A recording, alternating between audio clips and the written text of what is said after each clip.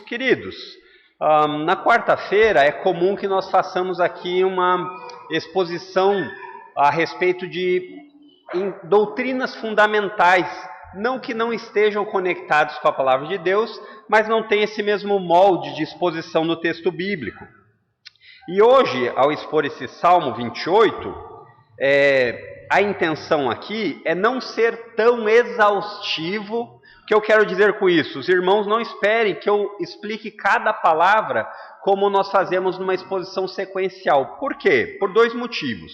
Em primeiro lugar, porque os Salmos, ele tem essa flexibilidade e ele tem, ao longo dos anos, sido conhecido pela igreja, pelo povo de Deus, como uma escola de oração.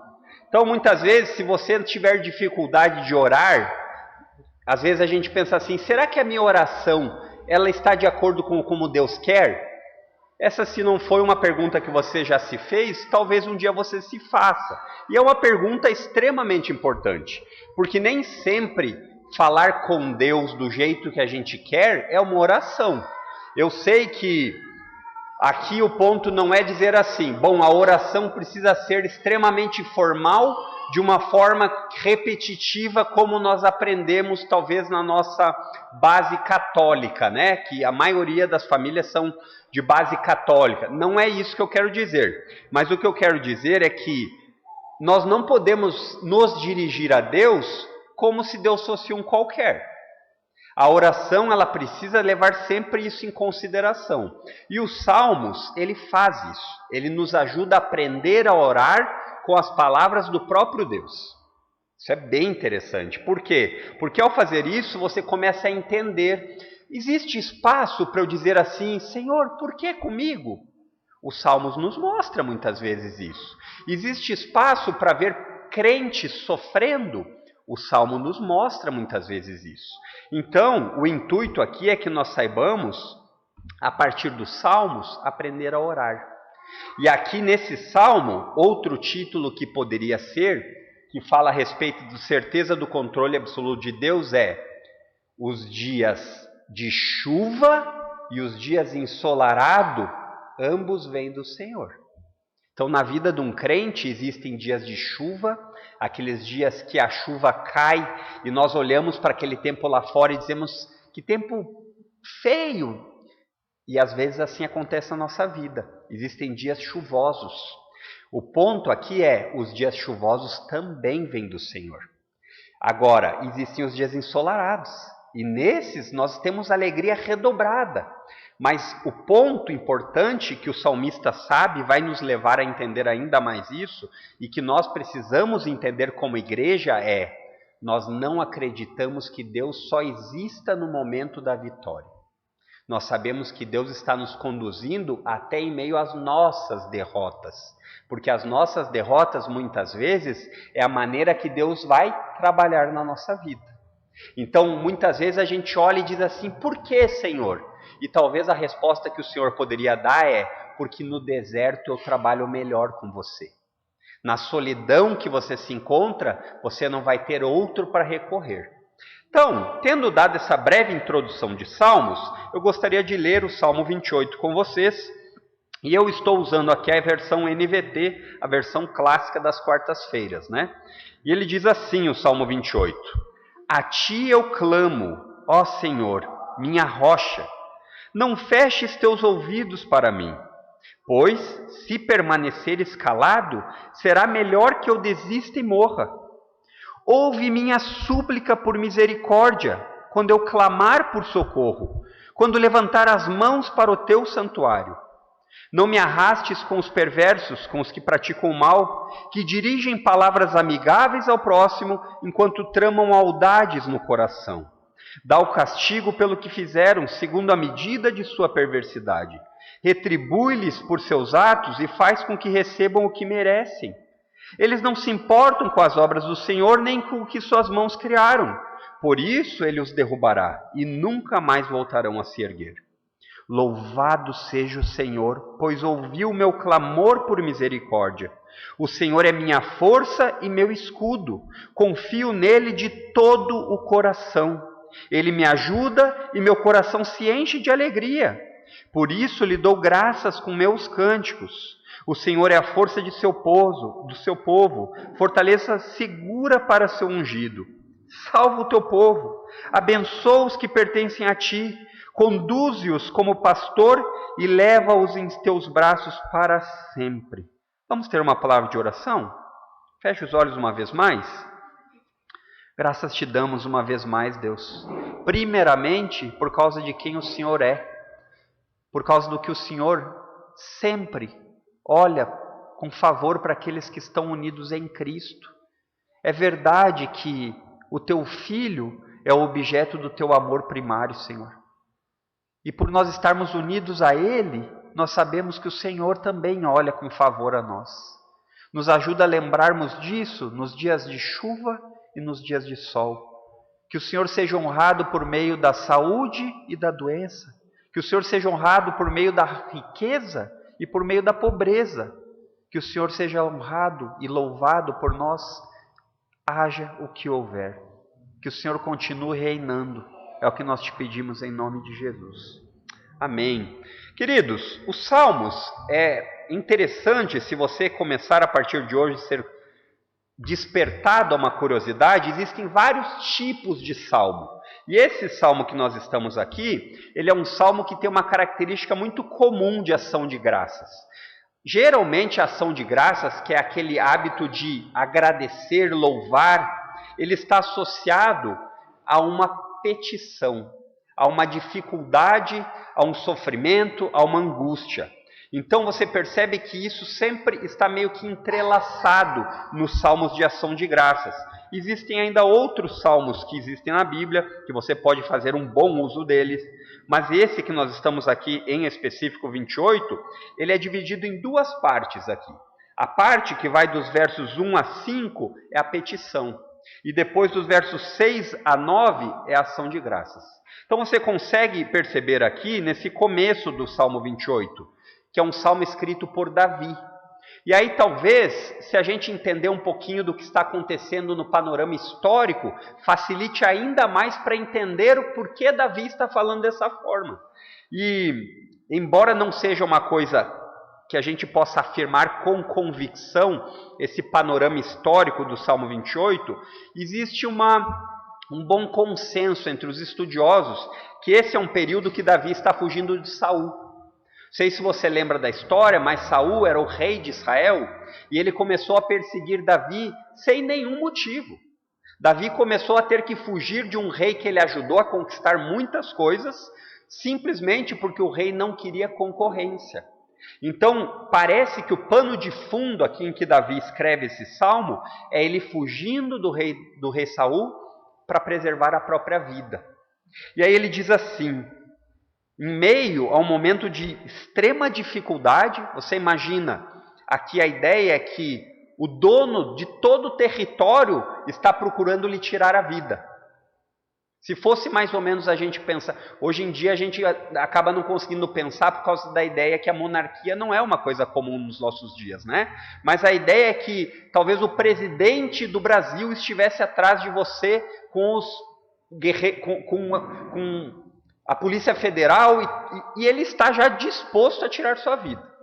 Eu acho que o sentimento que você ficaria, eu às vezes fico preocupado simplesmente com coisas corriqueiras, né? Como um boleto que vai chegar. Você imagina alguém que vai tirar sua vida. E aí, Davi escreve isso nesse momento, ele diz assim: a ti eu clamo, ó Senhor, minha rocha, não feches teus ouvidos para mim, pois se permaneceres calado, será melhor que eu desista e morra. Ouve minha súplica por misericórdia, quando eu clamar por socorro, quando levantar as mãos para o teu santuário. Então você percebe que no clamor de Davi existem algumas características marcantes. A primeira é o senso de humilhação. O senso de que ele não tem nada a oferecer a Deus. Que ele não tem nenhuma barganha que ele possa dizer: olha, se o Senhor fizer assim, eu vou fazer assado. Algo que muitas vezes nós cometemos o erro, às vezes sincero, mas equivocado, do tal do propósito. Lembram? Eu não sou contra propósitos com Deus, mas o ponto é que às vezes os propósitos que nós caímos no erro de fazer são barganhas. Olha, eu vou fazer isso, Aí o Senhor, em contrapartida, faz isso. Não é isso que Davi está fazendo aqui. O propósito de Davi aqui, que é um propósito, é dizer assim: Senhor, eu não tenho outro lugar. Eu não tenho a quem recorrer. E se o Senhor não me escutar, é melhor que eu morra de uma vez. É isso que ele diz ali no verso 1. Ele diz: pois se permanecer escalado, será melhor que eu desista e morra. Qual é a perspectiva de Davi? Ele sabe com quem ele está falando. Ele sabe que se o Deus Criador dos céus e da terra, que controla todas as circunstâncias, inclusive os dias de chuva, se ele não for favorável a ele, escutando, não necessariamente livrando, mas escutando primariamente, ele sabe que é melhor morrer. Ele sabe que é melhor morrer. Talvez aqui Paulo ecoe esse salmo dizendo que para ele viver é Cristo e morrer é lucro. Talvez Paulo até faça alguma menção a respeito disso. Porém, quando nós desenvolvemos esse clamor, essa súplica de Davi, você vai perceber que ele não simplesmente fala uma vez assim: Senhor, eu clamo a ti. Ele enfatiza. Isso é algo que o Salmo deixa muito claro. Você vai ver no verso 2, ele voltar ao que ele recém pediu. Ele diz no verso 2, ouve minha súplica por misericórdia. E qual é a ideia da misericórdia? É autossuficiência fora. Por quê? Porque a misericórdia, no ponto de vista bíblico, é você ganhar ajuda sem nada a oferecer de troca. Isso é misericórdia. Misericórdia é você não ter o que oferecer de volta. E é isso que Davi diz, ele diz: eu preciso de misericórdia. Eu não tenho o que oferecer. Eu estou te pedindo socorro. É como se eu estivesse me afogando numa piscina e eu dissesse assim: me deem a mão, porque eu estou perdido. Eu não tenho ninguém que me socorra. Eu estou precisando de socorro. Eu não posso fazer por mim. E ele diz isso para Deus. E é algo que você percebe de Davi claramente. E nós estamos falando de Davi, um personagem central da Escritura. Nós estamos falando de um personagem que teve revelação direta de Deus. E ele está passando por sofrimento. Então nós aprendemos que Deus não aparta os seus do sofrimento, mas ele continua no controle. E no clamor nós vemos que Davi fala aqui que eu preciso, Senhor, sim de ti, mesmo que eu não mereça nada, a não ser a própria condenação. E aí, trazendo para as nossas vidas, é dessa forma que muitas vezes nós chegamos a Deus? Eu posso dizer aos irmãos que sim. Por várias vezes eu já cheguei exatamente dessa forma. Vocês acham que aqui, Davi falando isso, talvez será que é possível que ele estivesse num quadro depressivo? Crente não entra em depressão, não fica triste. É claro que ele deveria estar apavorado. É claro que ele deveria estar pensando assim: se o Senhor não me ajudar, eu não tenho a quem socorrer, não tenho quem me socorra. Não é verdade? E tantas vezes, irmãos, nós gastamos a energia da nossa preocupação em nossas próprias forças para solucionar algum problema. Se você é parecido comigo, você já deve ter feito isso várias vezes. Achar que você pode se autoajudar. E aqui eu não estou dizendo do ponto de vista de uma inércia, onde a gente não faz nada, né? E diz: Senhor, me ajuda. E aí eu fico... Não é isso, mas eu quero dizer, será que você tem colocado aonde deveria as suas preocupações e petições? Segundo Davi, se Deus não for favorável a ele, ele sabe que era melhor ele parar de viver. E aí ele passa aqui ainda na súplica, falando a respeito do versículo 3, que ele diz assim: não me arrastes com os perversos, com os que praticam o mal, que dirigem palavras amigáveis ao próximo, enquanto tramam maldades no coração. Dá o castigo pelo que fizeram segundo a medida de sua perversidade. Retribui-lhes por seus atos e faz com que recebam o que merecem. Eles não se importam com as obras do Senhor, nem o que com suas mãos criaram. Por isso, ele os derrubará e nunca mais voltarão a se erguer. Aqui nós vemos Davi falando a respeito, se nós estivermos corretos, que o pano de fundo aqui é Saul perseguindo ele sem causa, parece que encaixa perfeito aqui, porque ele está dizendo assim, olha, eu não fiz nada. E eles continuam dizendo que estão fazendo em nome de Deus. Eles me perseguem e fazem isso, mas eles não fazem em nome de Deus, eles não levam Deus em consideração. E nós vemos que Davi, ele aqui, na sua súplica, que ele ainda continua na petição pedindo, ele não parece demonstrar aqui um desejo de vingança dele, mas ele entrega aquele que vai fazer a justiça. Interessante, né? Quantas vezes nós vemos uma injustiça e nós nos iramos. E nem toda ira é pecaminosa. O problema é o que nós fazemos além disso. E ele diz aqui, a partir da súplica, eu preciso da tua ajuda. E ele conta, olha Senhor, eu preciso da tua ajuda porque esses homens não te levam em consideração. É porque Deus não sabia das circunstâncias? Será que é por isso que Davi escreve aqui, ele explica o que ele está falando? Não. É porque ele é específico na sua oração. Ele quer contar ao pai dele aquilo pelo que ele está passando. É como se seu filho viesse para você e contasse coisas que você já sabe. Mas ele precisa lhe contar por quê? Porque ele quer que o pai saiba de todas as coisas. E nós vemos aqui que Davi reconhece que tanto é Deus quem controla as coisas, como é Deus quem dá o destino final. E ele diz que esses que não levam Deus em consideração, e ele quer deixar bem claro que ele não faz parte desses, ele quer deixar claro que ele sabe o final deles. Ele diz no verso 5, na parte B, por isso ele os derrubará e nunca mais voltarão a se erguer. Davi está falando aqui de salvação, de vida eterna. Ele não fica só no escopo do momento, do que está acontecendo, mas ele sabe o que vai acontecer no futuro. Embora o dia de chuva hoje possa parecer carrancudo, você precisa lembrar que o Senhor que trouxe o dia de chuva tem um dia de sol preparado para os seus. Se não nesse tempo de 70, 80, 100 anos, numa eternidade. E isso deve nos motivar a viver. Por quê? Porque não, aqui nesse salmo eu não quero incentivá-los a dizer assim, você está com dificuldade? Deus vai lhe livrar com certeza. Ele vai lhe livrar com certeza, mas talvez não seja nesse tempo presente. Queremos que seja no tempo presente? Com certeza, Senhor, nos ajuda logo. Ouve a nossa súplica por socorro, por misericórdia. Mas então, passa para a parte que nós precisamos lembrar a respeito disso, do quê? Da ação de graças. Agora ele vai começar no verso 6 dizendo, ele diz assim, pensou no panorama? Volta um pouquinho a fita aqui e pensa, Davi está sendo perseguido, risco de morte iminente, é o rei de Israel que está indo atrás dele, e ele tem muitos soldados para procurar em todos os lugares. Então, humanamente falando, a chance dele ser encontrado é pequena ou é grande? É gigante, é enorme. E ele sabe que se o rei encontrar ele vai matá-lo. É esse aqui o panorama que ele está escrevendo. E ele está dizendo, Senhor, ouve a minha súplica. Ouve o meu clamor.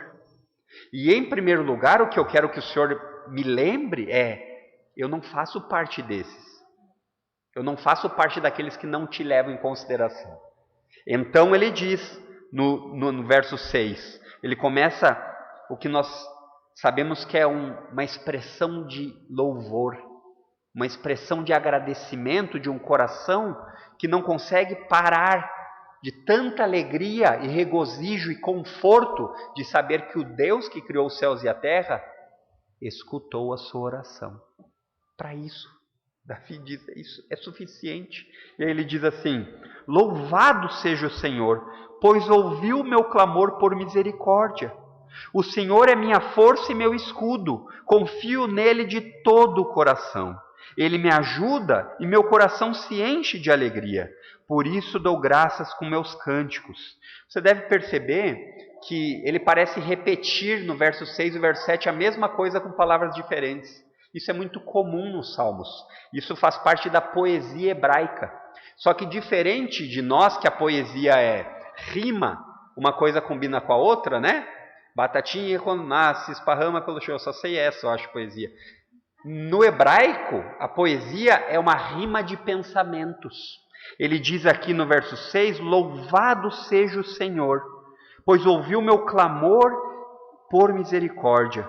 E aí lá no final do verso 7 ele fala, ele me ajuda e meu coração se enche de alegria, por isso dou graças com meus cânticos. Você percebe que ele fala a mesma coisa, com expressões diferentes, como que aumentando a exaltação. E irmãos, a gente não tem informações suficientes para dizer assim, aqui ao que parece no fluxo normal do texto, o Senhor livrou ele de Saul.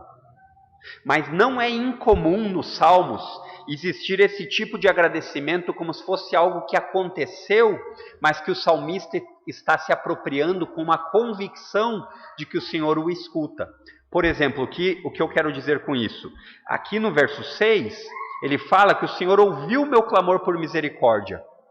Então, numa leitura tradicional, normal, sem levar em conta a ideia de Salmos, a gente diz assim, o Senhor o livrou. E ao que tudo indica, é isso que aconteceu mesmo.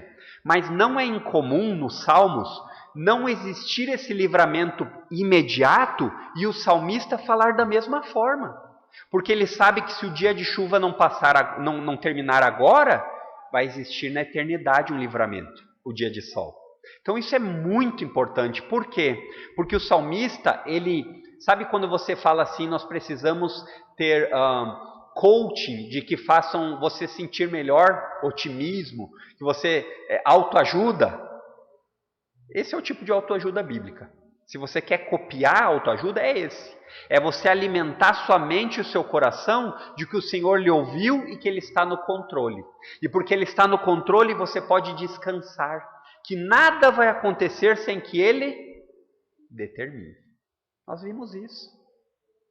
Nós vimos isso essa semana. Nós vimos isso ao longo de alguns meses. Alguns dos irmãos aqui não vão lembrar do começo da nossa jornada nesse ano, que foi de súplicas pela pequena Nicole. Vocês lembram? Um caso que nossa igreja toda se compadeceu, nem todos conheciam ela diretamente, mas uma menininha, um bebezinho com um câncer maligno e que levou ela. E nós dizemos, louvado seja o Senhor. Por quê? Porque o Senhor continua sendo bom. Esse é o dia de chuva. É fácil? Não. Mas aqui a sua teologia é posta à prova. Você é bom para louvar a Deus no dia de sol, mas lembre que o dia de chuva é dele também. E é impressionante, irmãos, de ver o testemunho de vida dessa mãe. A gente que acompanhou um pouco mais, o pastor Fernando também viu, estava sendo transmitido o funeral ao vivo, online, de um bebezinho. O funeral já é pesado, né, gente? Ainda de um bebezinho, o caixãozinho era desse tamanho. E vocês não imaginam o testemunho daquela mãe. Era um momento de uma pessoa dizer assim, por que eu? Por que comigo? Ela simplesmente disse, o Senhor deu, o Senhor levou. Louvado seja o nome do Senhor. E agora nós, a partir disso, podemos passar essa semana em especial, essas últimas 2 semanas, por tempos difíceis. Começando com a família do irmão Jonathan, muitas dificuldades, coisas que num piscar de olho mudaram drasticamente, o que nos leva a ver como a vida é breve e como nós não somos senhor do tempo, nós não temos condições de amanhã acordarmos, nós não temos, não importa a sua conta bancária, não importa seu status social, não importa quantos seguidores você tem nas mídias sociais, amanhã você pode morrer.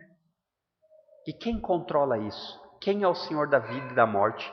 Quem detém o tempo nas suas mãos? Quem controla a história a ponto de saber o final desde o começo? Somente Deus. E é esse Deus bíblico que nós oramos, pedimos, clamamos, e Ele ouviu as nossas orações. Ele trouxe dias de sol.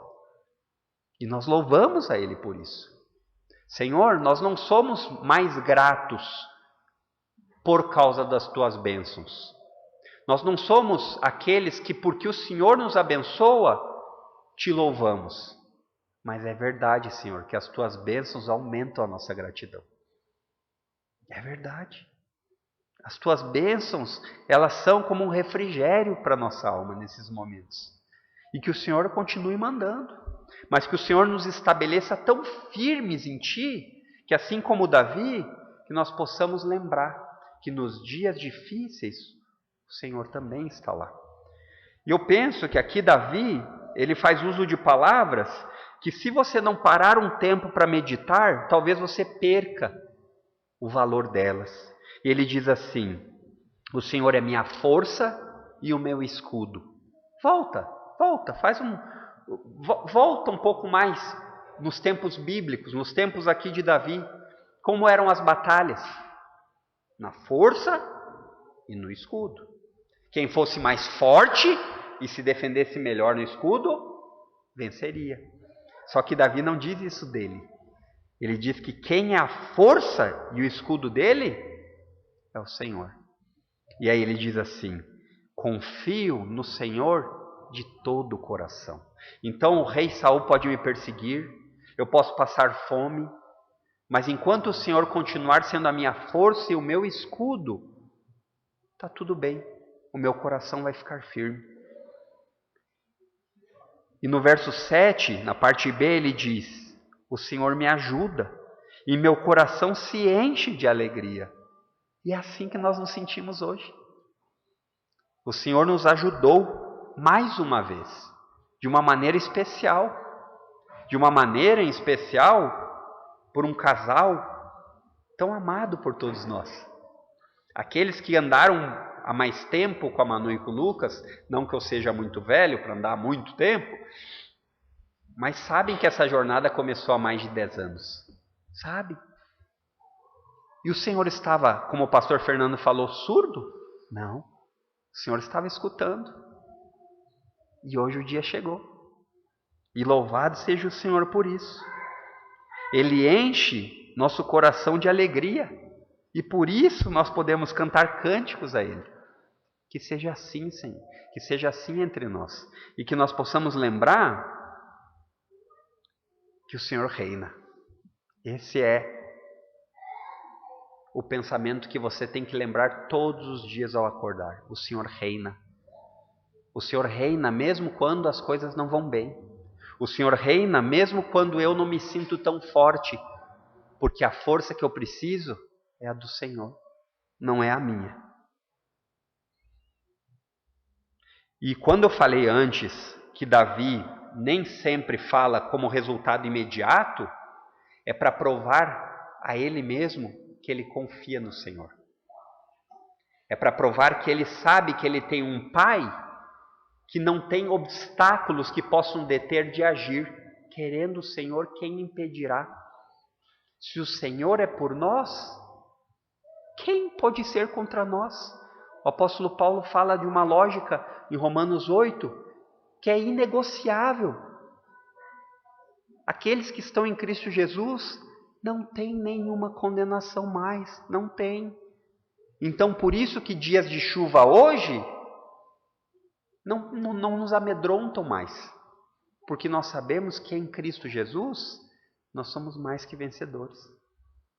E ele termina aqui esse salmo, nessa expressão de louvor e confiança, nos versos 8, abrangendo o cuidado de Deus ao seu povo, como um pastor que guia as suas ovelhas e leva elas para o caminho que deve ser seguido, e esse caminho nem sempre é só de pasto plano, mas o pastor está na frente, levando. E ele diz assim: o Senhor é a força do seu povo, fortaleza segura para seu ungido. E aqui novamente você precisa lembrar de algumas coisas para fazer mais força ainda na sua mente. Davi está falando de fortaleza porque esse é um tempo de reis, palácios. E um palácio que não fosse bem cuidado, não fosse uma fortaleza, ele era facilmente invadido.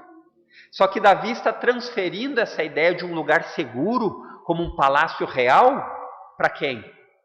Para Deus. É Deus quem é a fortaleza dele. Por isso que ele diz, fortaleza segura para o seu ungido. E ele continua dizendo no verso 9, como um clamor: salva o teu povo, Abençoa os que pertencem a ti, conduze-os como pastor e leva-os em teus braços para sempre. Talvez para uma criança pequena não exista lugar mais seguro que os braços do pai. Ainda não falaram para o Rafael que eu sou fraco mesmo e cansado. Mas com frequência ele quer vir para os meus braços porque eu acho que ele se sente seguro. A diferença é que Davi fala para nós nos socorrermos nos braços de um Deus que não cansa. Ele não dorme, ele não precisa, como eu e você, porque ele não é finito. Então, quando nós pensamos em Davi falando tudo isso, nós lembramos a certeza do controle de Deus. Louvado seja o Senhor hoje e para sempre. Que o Senhor nos ajude a ficarmos firmes para quando os dias de chuva vierem, porque eles virão. E que o Senhor nos ajude a aproveitarmos as bênçãos dos dias de sol. Porque muitas vezes nós ficamos tão preocupados com os dias de chuva que não valorizamos os dias de sol. Que o Senhor nos ajude a dar o devido tempo para cada coisa, porque basta cada dia o seu mal.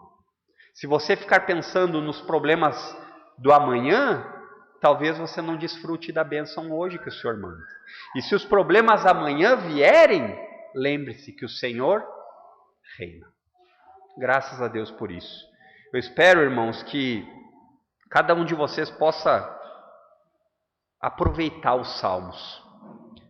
Começar a usar os salmos como o seu devocional.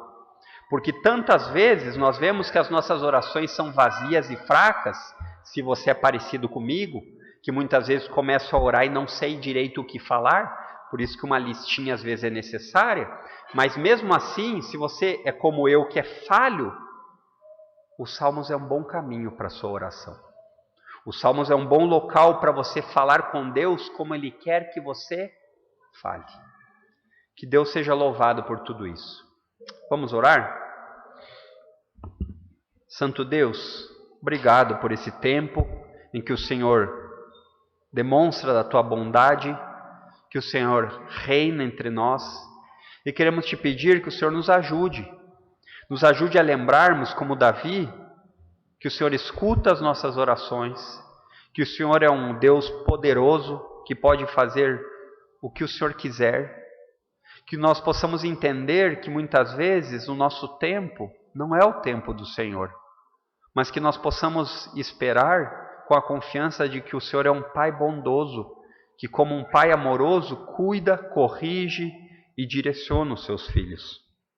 Em especial, nós queremos Te agradecer pelas bênçãos que tivemos essas semanas, pelo Teu cuidado com a irmã Bruna, com o bebezinho, pelo cuidado que o Senhor teve com o Jonas também, o ajudando a ser o cabeça da sua família. Nós queremos Te louvar por isso, porque o Senhor escutou as nossas orações, queremos Te louvar porque o Senhor dispôs pessoas a ajudarem de acordo como podiam, e mais ainda, o Senhor dispôs os corações das pessoas a orarem, a clamarem a Ti, que é o único que pode fazer verdadeiramente a diferença. E hoje nós também queremos Te agradecer por essa bênção que o Senhor trouxe da pequena Sara. Pedir que o Senhor desde já ajude os pais a sempre guiarem ela nos Teus caminhos. Que o Senhor nos ajude como igreja a também ajudarmos eles. Que o Senhor seja honrado por meio disso. E que o Senhor sempre faça o Teu nome grande entre nós. Engrandece o Teu nome para a Tua honra e glória. É o que nós Te pedimos em nome de Cristo. Amém.